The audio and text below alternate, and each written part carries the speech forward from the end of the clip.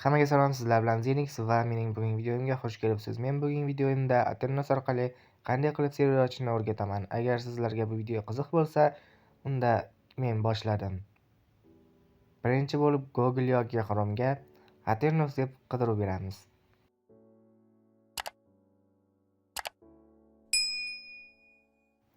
Va birinchi chiqqan saytga bosamiz.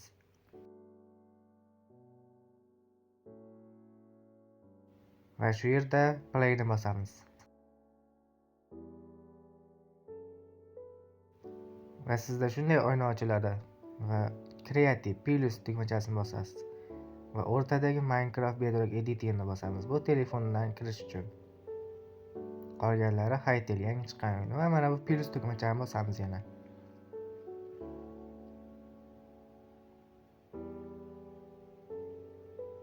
Bosganingizdan so'ng mana bu skipni bosib o'tkazib olasiz. Va sizda server deyarli 50% tayyor.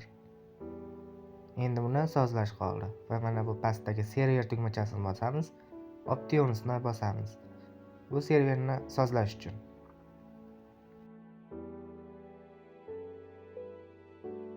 Mana bu create tugmachasini bosmasangiz, siz Minecraftga kirganingizda sizdan akkaunt so'raydi.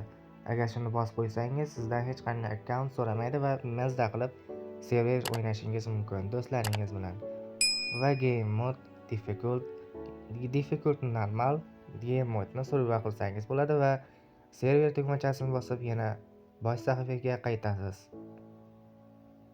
Qaytganingizdan so'ng startni bosasiz.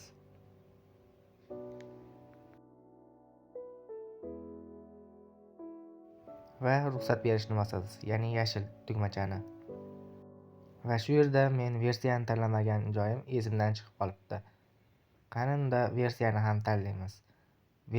Versiyaning yonida change turgan joy bo'ladi va o'shani bosamiz. Bosganingizdan so'ng sizda mana bunday oynalar ochiladi va bu yerda juda ham ko'p versiyalar bor. Sizga ma'qul bo'lgan versiyani tanlaysiz, ya'ni sizda bor versiyani. Menda bor versiya 1.21.51.01 va buni tanlab mana bu strelka tugmachasini bosasiz. Bosganingizdan so'ng va yana bosh sahifaga qaytib startni bosasiz. Serveringiz onlayn bo'lgandan so'ng bosh menyuga qaytganingizdan so'ng birinchi joyda turgan ulashish degan tugmachani bosasiz. Uni bosganingizdan so'ng va siz server sirkasini kopirovat qilgan bo'lasiz.